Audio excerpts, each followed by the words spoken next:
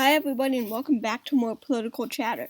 Today we are going to be doing the most likely 2024 election matchup. So this is Joe Biden versus Donald Trump. At this point in time, Joe Biden is most likely going to be the Democratic nominee and Donald Trump is most likely going to be the Republican nominee. In my opinion, the only thing stopping this really is their health. If one of their body health declines and they wouldn't run, that would really be the only thing. But especially after hearing Trump speak at CPAC and Joe Biden declaring that he will run in 2024 if he is in good health, then that is just too much evidence. And this is almost certainly the matchup. Sorry if I sound a little bit different today. I'm not using my microphone and I'm outside if you hear any background noises. So let's get into this matchup. So this is just a two candidate matchup. Honestly, in my heart and brain, I believe that a third-party candidate will rise because the majority of Americans, many polls say, do not want a Biden versus Trump matchup in 2024. So really, I think that some third-party candidate, hint, hint, Andrew Yang, will rise up, not necessarily win, but definitely affect this election big time. So let's get into this election prediction. So first of all, I do want to say both candidates are unfavorable. So we always talk about how Joe Biden is so unpopular, and that is very, very true. He hovers just above 40% on terms of approval ratings. But what I am going to say is that Donald Trump is also extremely unfavorable to the American public. So, of course, he's not president anymore. He is the former president. And, most polls say, Real Clear Politics does, an average of all polls. And Trump is about at the same as Biden when it comes to favorability. He is about the same. But still, he has his base that won't very much turn out for him. So let's see how this goes. So first of all, safe Democratic states that went safe for Hillary in 2016, most of these will be safe for Biden. That means states like California, Washington, Hawaii, Illinois, D.C., Maryland, his home state of Delaware, New York, Rhode Island, Massachusetts, and Vermont. These would all be extremely safe for the president. Then going to states like New Jersey, Connecticut, Oregon, and Maine's first, I think that these would be likely states. I mean, these are Democratic states, and they all went likely for Hillary Clinton, but they're not quite going to be over that 15% margin. So these would be the likely states for Joe Biden. So going to safe Trump states like Utah, Wyoming, Idaho, Montana, North and South Dakota, Oklahoma, Nebraska at large, Nebraska's 1st district, and Nebraska's 3rd district, Louisiana, Arkansas, Missouri, Kentucky, Tennessee, Mississippi, Alabama, West Virginia, and we'll get to Indiana, but I'll just say it now, I guess. That will be safe, even without Mike Pence on the ticket. Biden is unpopular, and I think that he would definitely be able to shut out conservatives here again.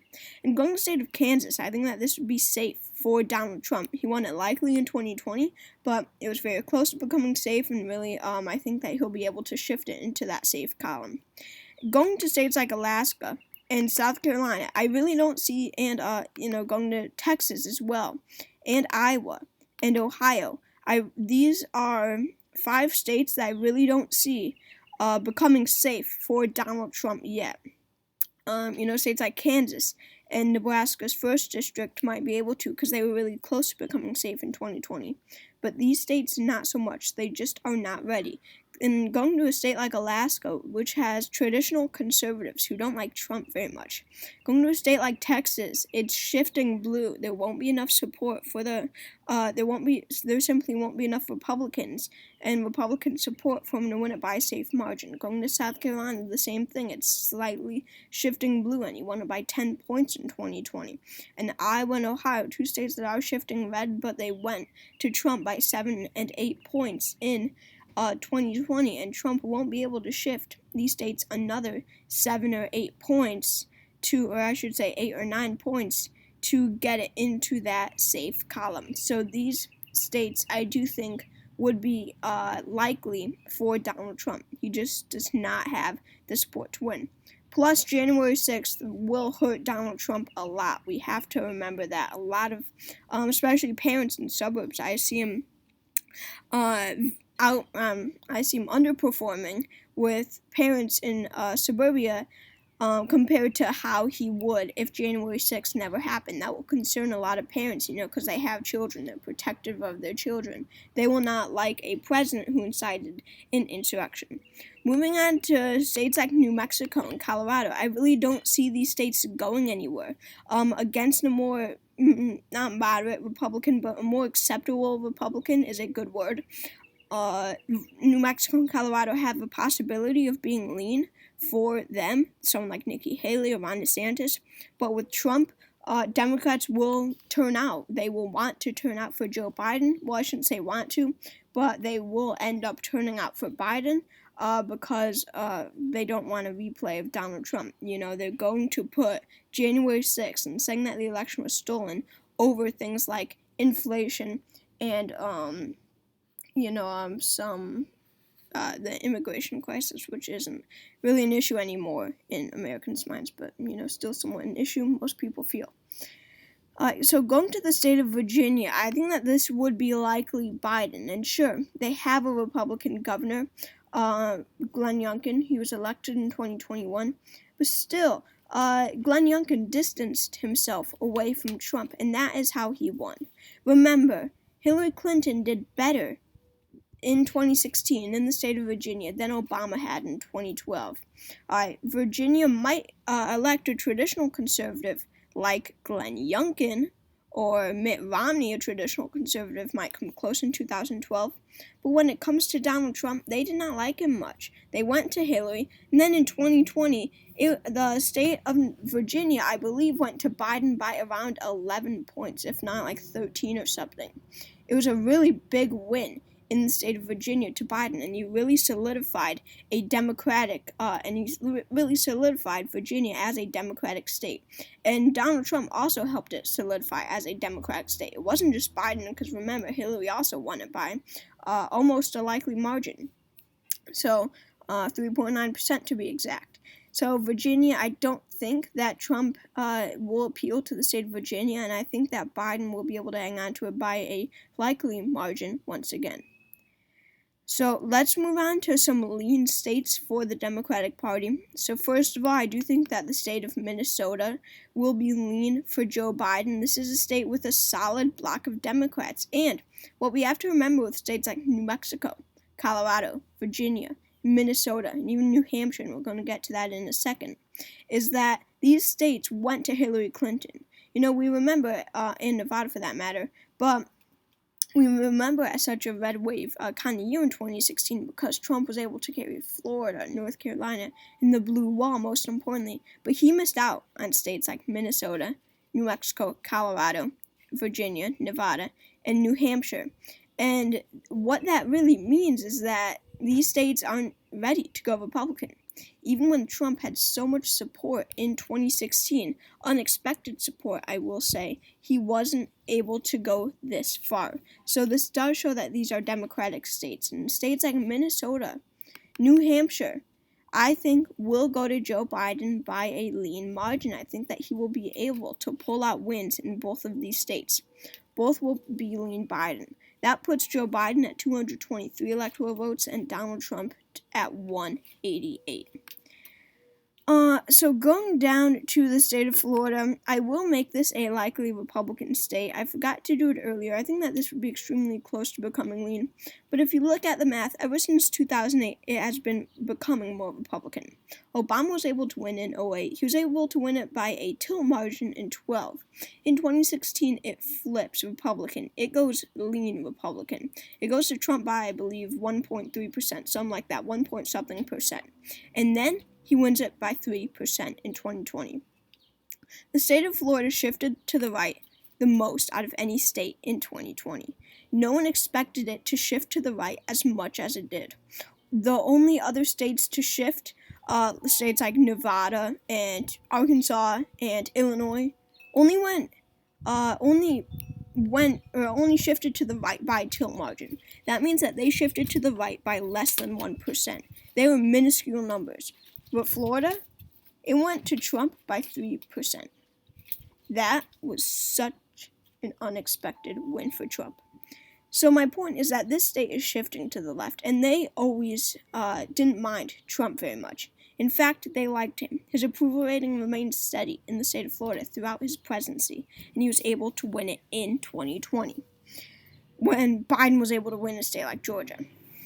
So that brings us to North Carolina, and I think that this state, I don't see it ready to become a likely Republican state. I think that this state will stay lean for the Republican Party. I just don't see it shifting, or I don't see it on the move very much, I should say, to become likely or go to the Democrats. Remember, Florida is shifting rapidly to the left. North Carolina, not so much. It has remained steady. It went to Obama by a tilt margin, and then it goes to Trump by a lean margin in 2016 and 2020. Hillary thought she was able to win it in 2016. Biden thought he was able to win it in 2020, but no, it stayed with Trump, and like Florida, they don't mind Trump very much. So I believe that this state will stay lean Republican. Going up to Maine's 2nd District, Trump was able to remain popular here throughout his presidency. Most people thought it would go to Biden in 2020. Trump put out a very good win here. I think that it will stay Republican. And saying that in 2016, Maine's first was likely Hillary, and Maine's second was likely Trump, and Maine at large was lean Hillary. I think that, based off of that math, it will be lean Biden once again. So we have 6 states left: Nevada, Arizona, Georgia, and the Blue Wall. Let's go down to Georgia, where I do think that Donald Trump will win by a lean margin. And I forgot to mention this earlier, and this goes into Nevada and Arizona too. Biden's popularity has been falling dramatically with Latinos and African Americans. Trump performed so well with Latinos in 2020 for a Republican. It was really unprecedented, and the same goes for African Americans. More African Americans are becoming more conservative due to Biden's unpopularity. Most of them simply do not approve of him. They might vote for a gubernatorial candidate like Stacey Abrams or a senatorial candidate like Herschel Walker, Democrats, but that doesn't mean that they're voting for Biden. I think that Georgia would flip back red, and I think that it will go lean Trump. Moving on to the state of Nevada. So I'll just do Nevada and Arizona at once. You're really going to disagree with me here, I feel, but I think that Nevada will go to the right of Arizona. I think that Trump will win the state of Nevada by a lean margin, and Biden will be able to win the state of Arizona by a tilt margin. And let me tell you why. So Nevada, I believe, would go to Donald Trump simply because, by a tilt margin, not lean, simply because of the unpopularity of Joe Biden. And sure, they're both unfavorable, but in 2016, in 2016, Trump led in polls here, and Hillary Clinton was able to win. In 2020, Biden was able to win by the same margin as Hillary Clinton was able to. And the point that I'm trying to make here is Biden's unpopularity with Latino voters. So with minorities in general, but especially Latino voters in the state of Nevada. See, Hillary Clinton was so popular with Latino voters, especially Latino women. And she was able to win, to turn them out, and that is why she won the state of Nevada. Without her support, she wouldn't have been able to win. This is my point right here. If Biden was the nominee in 2016, he would not have won the state of Nevada because he did not have that Latino support. Sure, he did in 2020, but that was mostly due to their frustration with Trump. Many of them voted against Trump. As I said, there were some that voted for Trump, but most of them were against Trump. And going to minorities, if you look at the Guam presidential election in 2020, in 2016, it shifted to the right so much, and we don't talk about that election enough, by the way. So Biden won't be able to really capture this Latino base as he was able to in 2020. He will still win it regardless, but it will be a lot closer. So a state like Nevada, I think, would go to Donald Trump. So I did give the state of Arizona to Joe Biden by a tilt margin, and you're probably disagreeing with me here, but The point I'm trying to make is that here is that it is shifting blue, and that is the thing that Nevada is not doing. It's slightly shifting red. But Arizona is a state that has been on the rise, shifting blue. But more importantly, we have to keep into consideration why Biden was able to win in 2020. We don't talk about why he was able to win these states. So, he was able to return the white working class and blue wall, but Arizona is a bit different. And it was from a few leaked comments that Donald Trump made about John McCain. John McCain was the legendary senator here, and Trump said that at his funeral, he said that he was talking to someone, I believe it was a leaked tape anyway. He said he didn't want soldiers who got captured, because John McCain was a prisoner of war. And there was so much outrage. Cindy McCain, McCain's, I believe, wife, if not daughter, spoke out against Trump. She endorsed Biden. All of these McCain, traditional Republicans, voted for Joe Biden. And that's not something that voters will forget. They will hang on to that, and that does not necessarily mean that they will vote for Joe Biden due to his unpopularity. But what it does mean is that Trump won't be able to win here. It's not that Biden will. He won't be able to win here. So that is why I believe that Biden will carry the state of Arizona. Going to Nebraska's 2nd district, I think that this will go tilt Trump. It went to Biden by 6.6%, but it is shifting right, so slightly. So I will give it to Trump, only 1 electoral vote there. And going to the blue wall, our last 3 states, I think that all 3 of these would go to Donald Trump. All 3 by a lean margin. Blue-collar workers, the white working class here, are caring about the economy. They work hard for their money, and, their life pretty much centers around economic reasons. They struggle here.